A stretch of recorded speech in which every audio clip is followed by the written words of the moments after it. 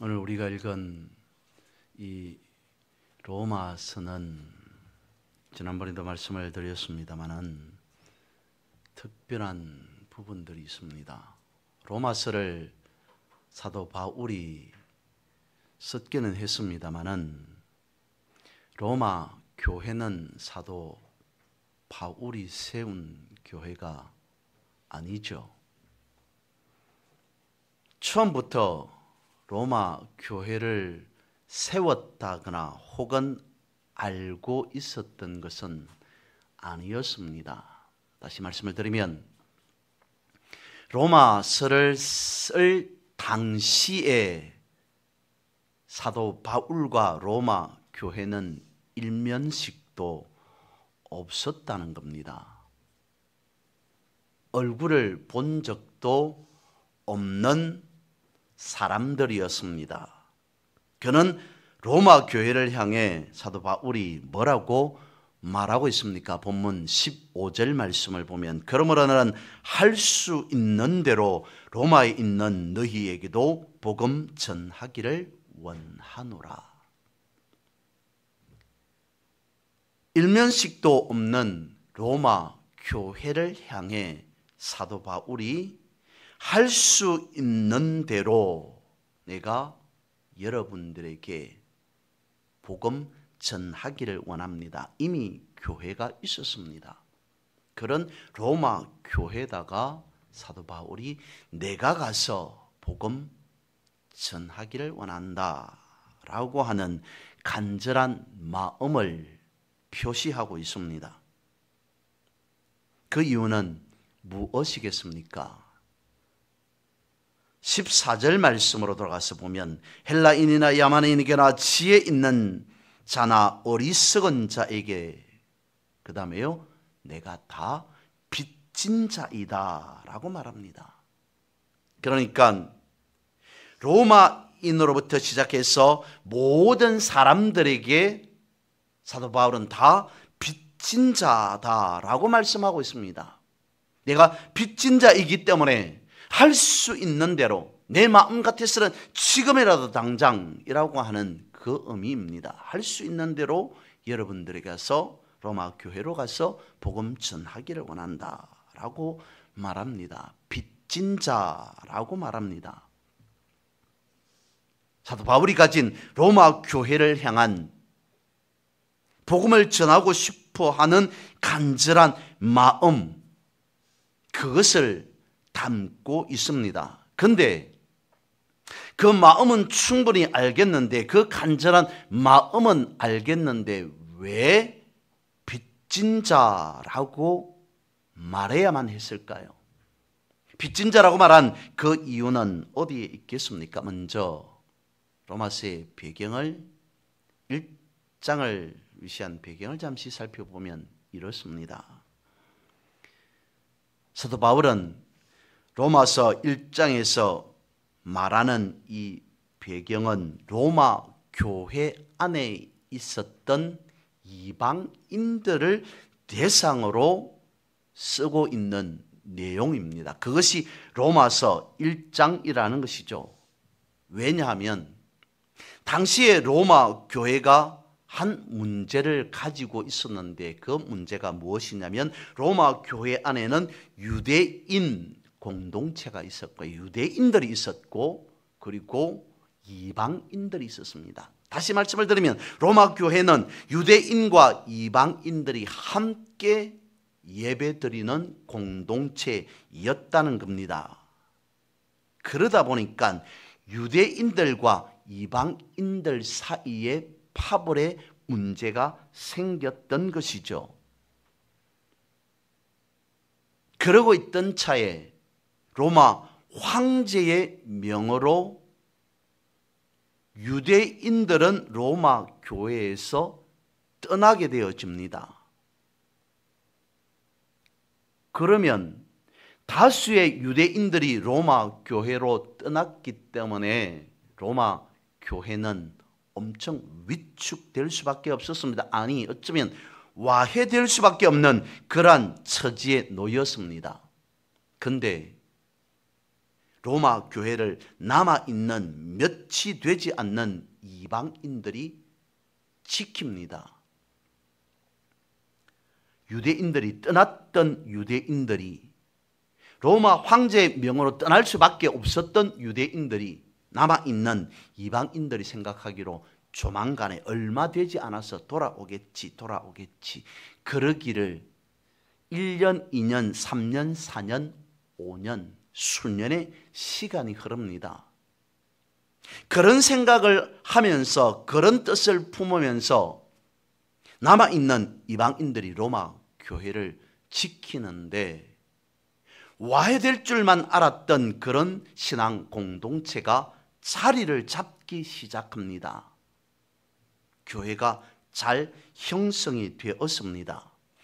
5년 정도의 시간이 지나고 로마 교회로 유대인들이 돌아옵니다. 로마 교회에서 유대인들이 떠나라고 명했던 황제가 죽었기 때문에 황제가 내린 그 명은, 당시에 황제가 죽고 나면 그 명은 사라집니다. 그 법은 사라집니다. 없어졌습니다. 그래서 다시 로마 교회로 유대인들이 돌아올 수 있게 되어진 거죠. 그래서 다시 로마 교회로 유대인들이 돌아오게 되었는데, 그때부터 문제가 생기게 되었던 겁니다. 이 문제를 해결하고자 사도 바울이 로마서를 쓰고 있습니다. 사도 바울이 말하는 나는 빚진 자입니다 라고 하는 이유는 이렇습니다. 유대인들이 떠났을 때 이방인들이 교회를 지킵니다. 그리고 유대인들이 다시 로마 교회로 돌아왔을 때는 말씀드린 바와 같이 교회가 성장했습니다. 자리를 잘 잡고 있었습니다. 떠났던 유대인들이 생각하기로 우리가 떠나버리면 로마 교회는 엄청나게 큰 문제가 생길 거야. 교회가 없어질 수도 있을 거야 라는 생각을 하였습니다. 그런데 막상 떠났던 유대인들이 로마 교회로 다시 돌아왔을 때는 신앙 공동체가 잘 형성이 되었던 것이죠. 유대인들이 놀랐습니다. 앞서 말씀드린 바와 같이 1년이 지나면 돌아오겠지라고 생각하였는데 그러지 않았습니다. 그것이 1년, 2년, 3년, 4년, 수년, 5년이라고 하는 기간이 흐르면서 로마 교회가 어떻게 변화되었냐면, 떠났던 유대인들이 생각하기로 이방인들 수준으로 로마 교회가 바뀌어져 있었던 것이죠. 교회가 성장했습니다. 부흥했습니다. 자리를 잘 잡았습니다. 그런데 돌아온 유대인들이 바라보니까 자신들이, 그러니까 유대인들이 생각하는 교회 전통 내지는 정통성이 무너졌다고 볼 수밖에 없었습니다. 유대인들이 생각하기로 아무것도 모르는 이방인들이 교회만 키우다 보니까 유대인들이 생각하기로 여러 가지 많은 부분에서 맞지 않았습니다. 그래서 저들이 말합니다. 돌아온 유대인들이 말합니다. 이것은 이래서는 안 돼. 저것은 저래서 틀렸어 라고 말합니다. 남아있는 이방인들이 교회를 잘 지키고 교회를 성장시켰던 이방인들은 어떻게 했습니까? 그 말을 들은 이방인들은 우리가 교회를 지켰습니다. 우리가 다소 실수하는 부분이 있고 모자란 부분이 있더라도 그건 아니죠. 유대인들은 유대인들대로, 이방인들은 이방인들대로 목소리를 높였던 것입니다. 이것은 맞다, 이것은 틀리다, 아니다, 그렇지 않다라고 하는 그러한 문제가 대두되었습니다. 이 문제로 다투고 있던 로마 교회를 향해 사도 바울이 중재자로서의 입장에서 여러분, 우리 모두는 다, 저뿐만 아니라 우리 모두는 다 빚진 자들입니다 라고 말합니다.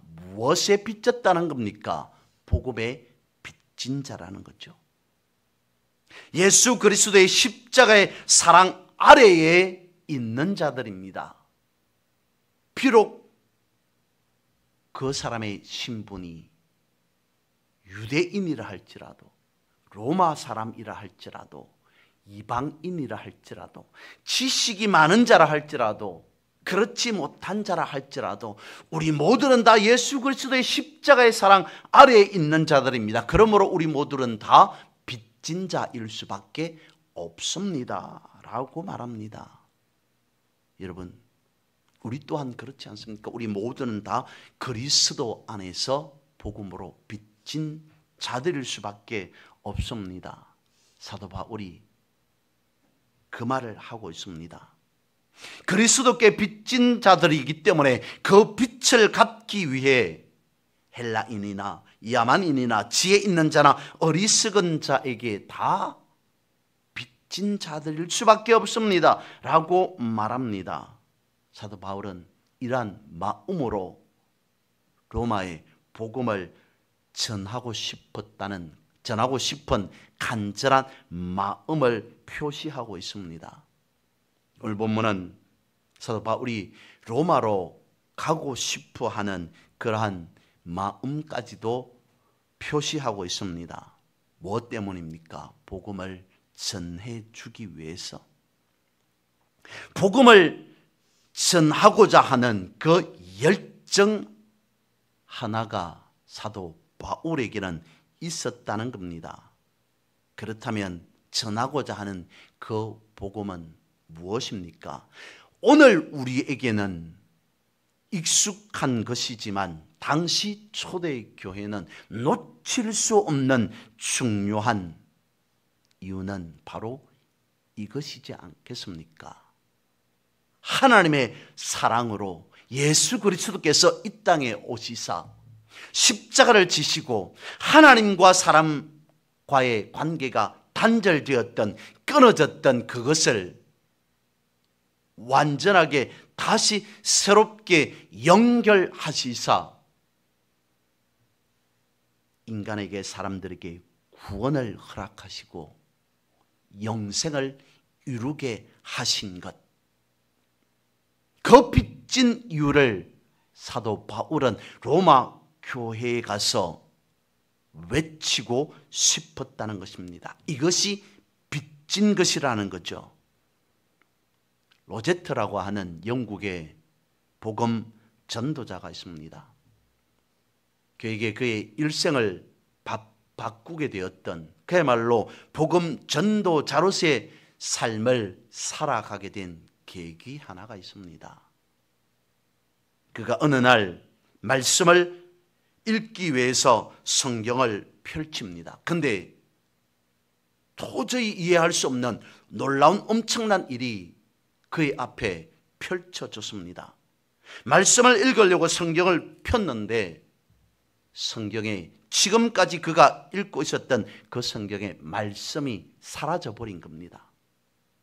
글자가 없어지고 그냥 모든 성경이 다 종이로만, 백지로만 바뀌어버린 것입니다. 이런 놀라운 황당한 일이 있는가?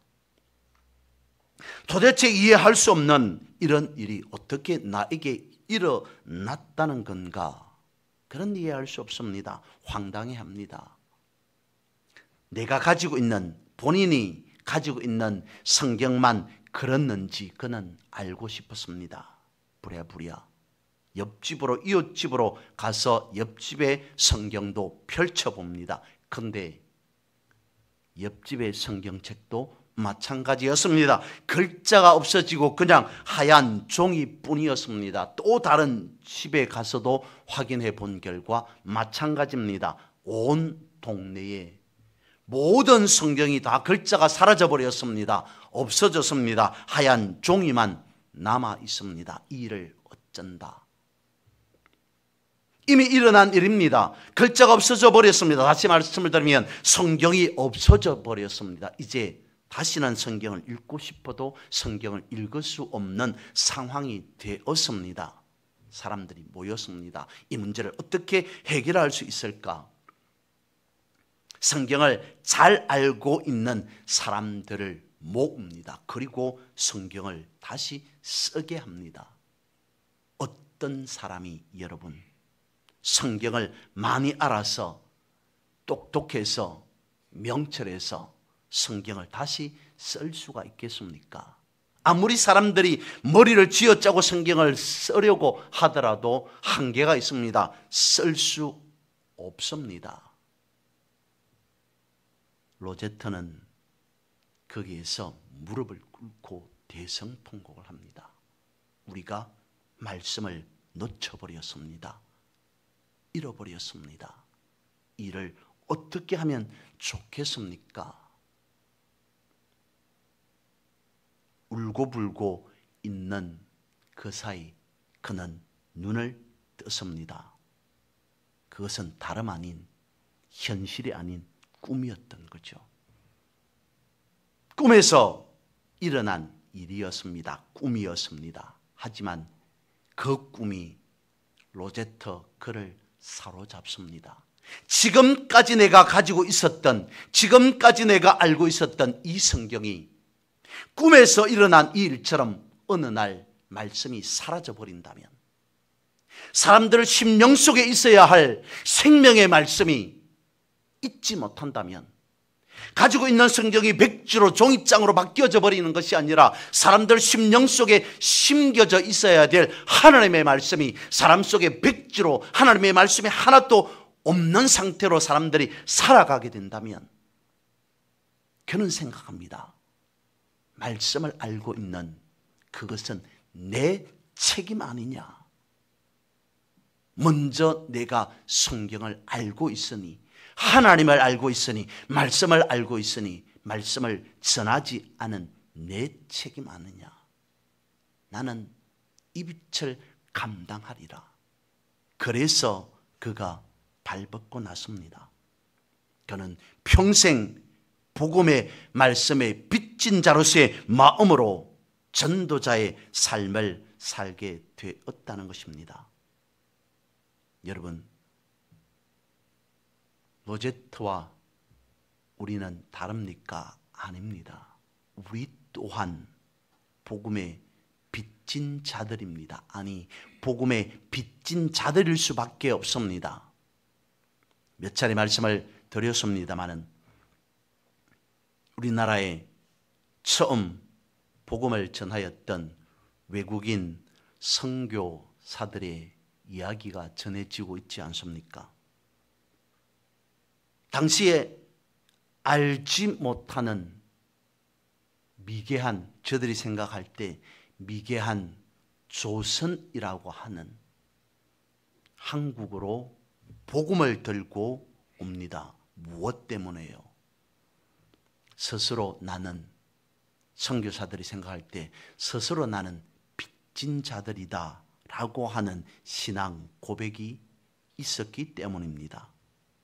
그래서 그 빚을 갚기 위해 저들은 한국 땅에 와서 피를 흘리고 목숨을 바칩니다.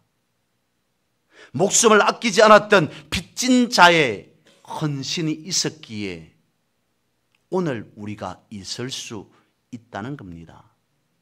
그런데 여러분, 이것까지 알고 계십니까?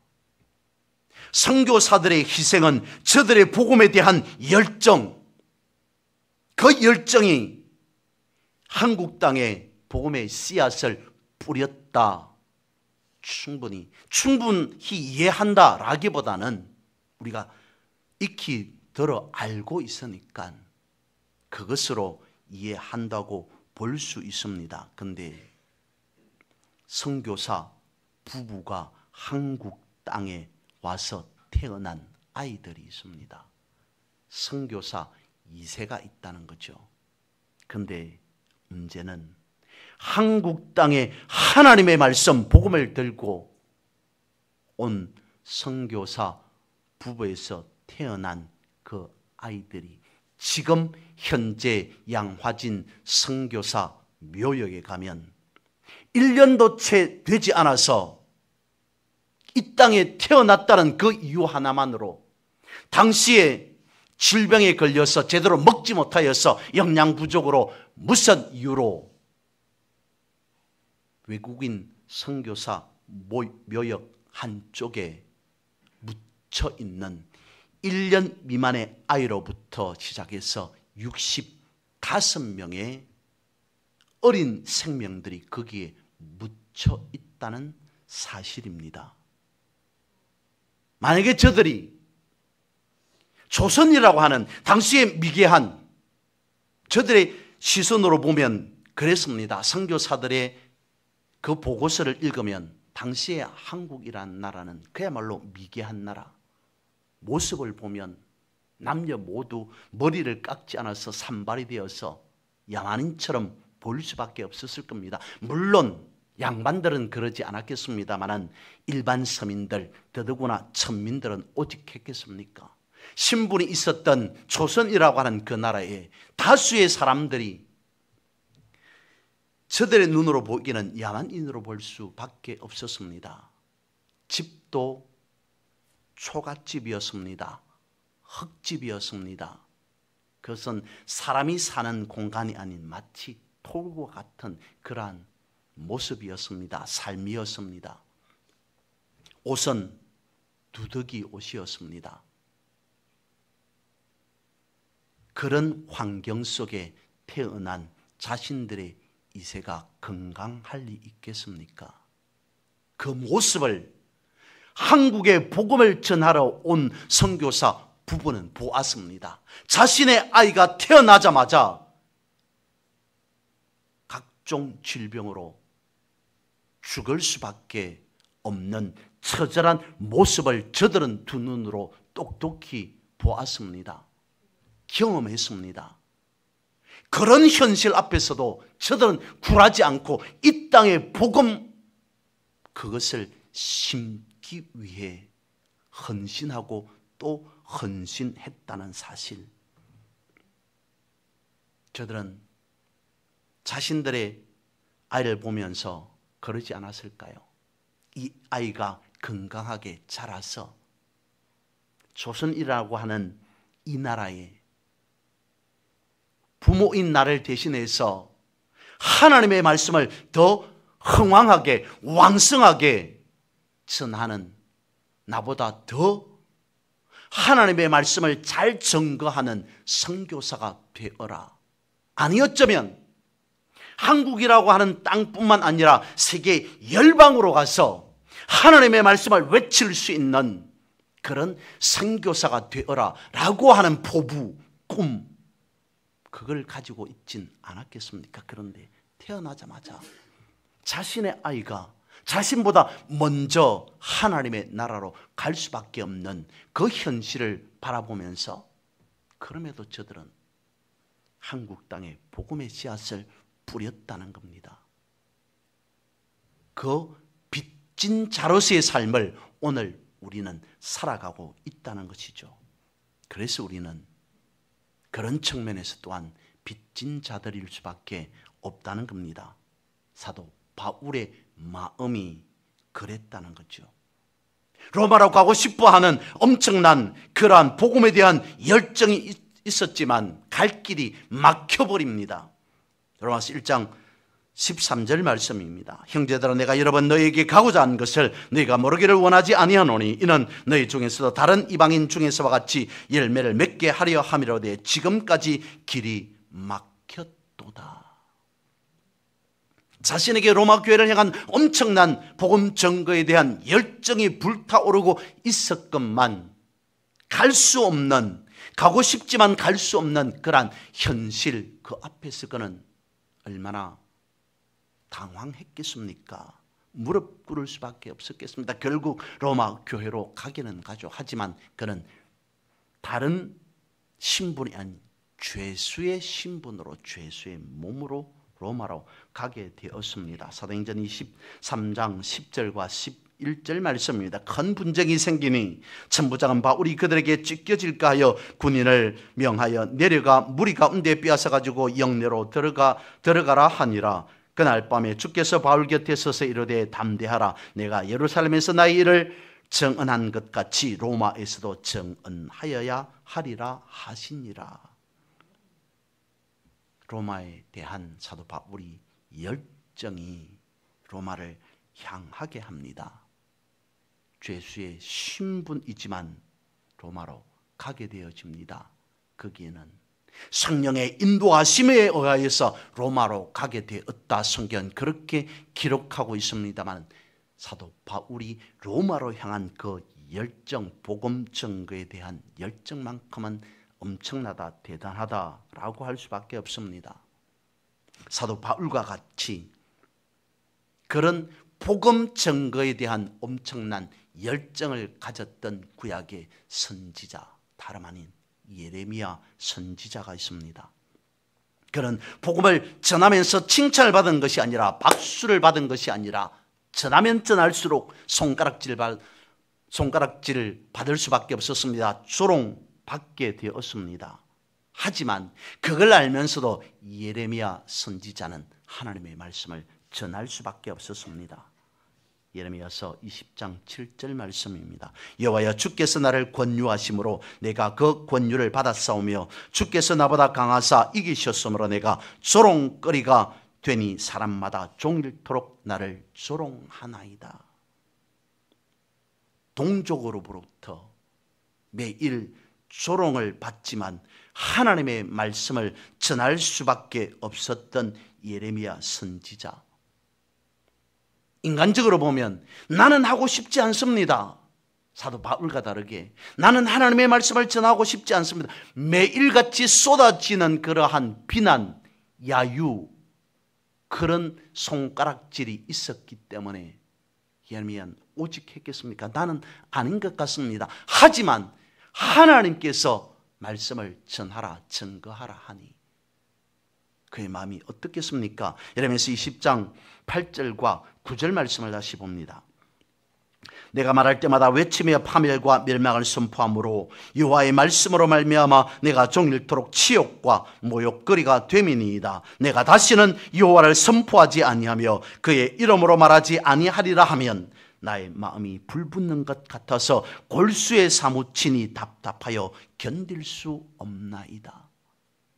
인간적인 예레미야, 그의 마음속에 나는 내일부터는 다시는 하나님의 말씀을 손가락질하는 저들에게 전하고 싶지는 않습니다. 하지만 나의 마음이 불붙는 것 같아서 골수에 사무치니 말씀을 전하지 않고는 내가 견딜 수 없습니다.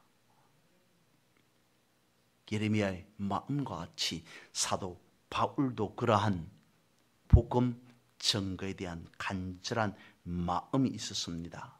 그래서 그것으로 사도 바울은 로마에 가고 싶어 했던 겁니다. 이 말씀을 이루기 위하여 하나님은 사도 바울을 이방인의 사도로 택하시고 때가 되었을 때 부르셔서 당시의 열방의 중심이었던 로마에 복음을 전하게 됩니다. 하지만 그는 당당한 모습이 아니었던 죄인의 모습으로 로마로 가게 되어집니다. 이것이 무엇을 의미하게 되어질까요? 사도 바울이 로마서에서 오늘 본문에서 기록하고 있는 빚진 자, 물론 당연히 사도 바울이 당당한 모습으로 로마로 가서도 그랬겠습니다마는 죄수의 신분으로서 로마로 가게 되었다. 온전한 빚진 자가 아니냐라고 하는 것을 사도 바울 스스로 체감케 하는 그러한 모습, 그러한 자세, 죄수의 신분으로 로마로 가게 되었다라고 하는 것은 다시 한번 빚진 자로서의 자세임을 보여준 것이 아니냐는 거죠. 여러분, 빚이라고 하는 것은 사실 복음보다는 우리가 물질에 대한, 금전에 대한 금전에 대한 생각을 할 수밖에 없습니다. 우리가 누군가로부터 빚을 졌습니다. 그러면 그 빚과 상관없이 살아갈 수 있는 사람이 있겠습니까? 아무도 없을 겁니다. 근데 그러니까 당연히 빚은 갚아야 됩니다. 바울의 심정에는 그게 있었다는 겁니다. 빚을 갚아야 된다는 심정. 다시 말씀을 드리면 복음에 대한 가치를 깨달은 사람은 가만히 있을 수가 없다는 겁니다. 필리핀의 마닐라의 한 신학대학에 아주 부유한 한 사람이 입학하게 되어집니다. 그럼 늘 부유했기에 학교에 입학해서 보니 시설 자체가 너무 마음에 들지 않습니다. 청결하지 못합니다. 깨끗하지 못했습니다. 그래서 불만이 쌓였습니다. 그 가운데 있어 화장실이 매우 청결하지 못하였습니다. 그가 사용하기에 불편하기 짝이 없습니다. 그래서 학교에 건의를 합니다. 요청을 했습니다.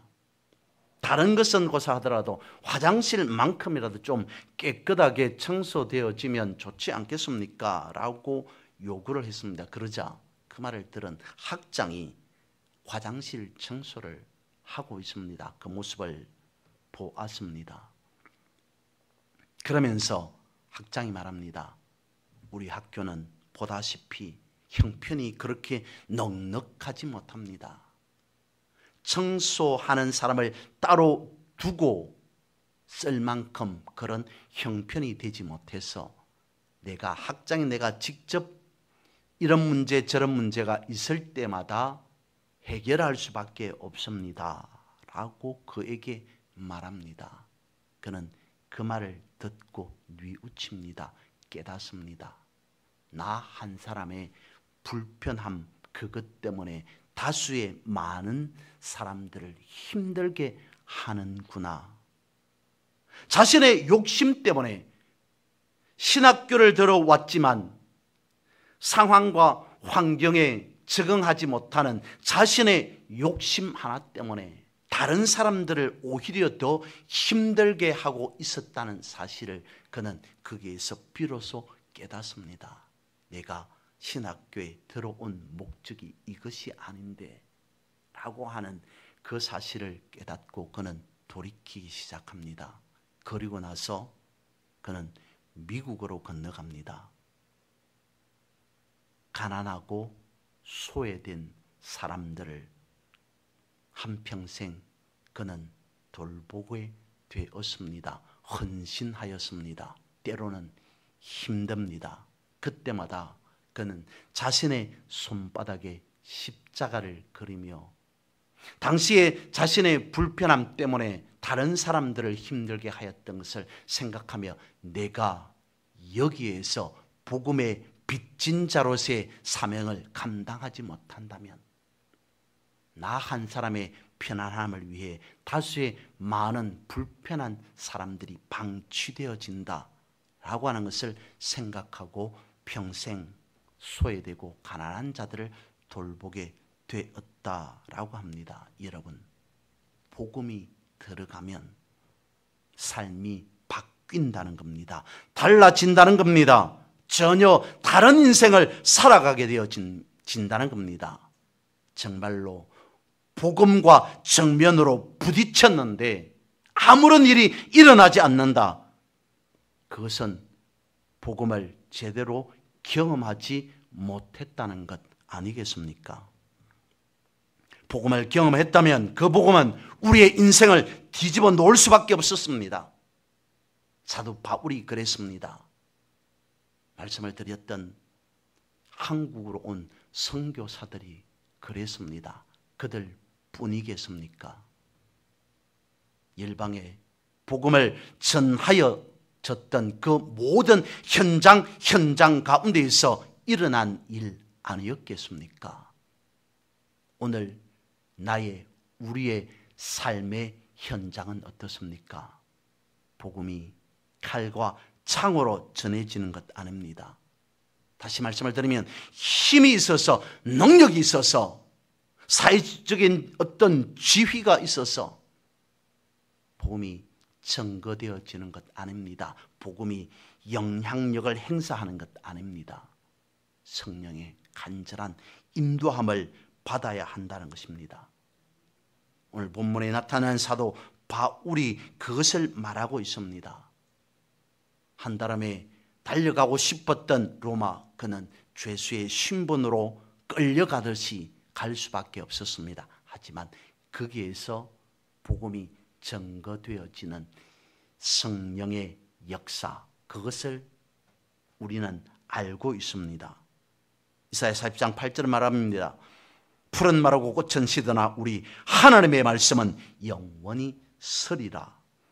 디모데후서 2장 9절은 말씀하고 있습니다. 복음으로 말미암아 내가 죄인과 같이 매이는 데까지 고난을 받았으나 하나님의 말씀은 매이지 아니하니라.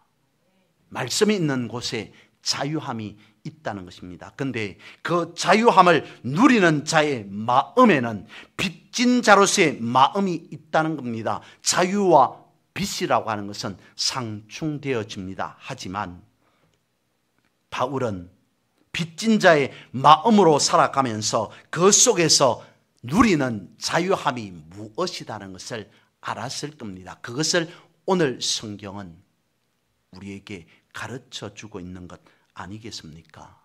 이 복음의 자유함, 그것이 오늘 저와 여러분에게도 누리는 자유함이 되어서 여러분의 삶 속에 복음에 대한 확실함, 복음에 대한 중심, 그것으로 승리의 삶을 살아가시기를 주님의 이름으로 선포하고 축복합니다.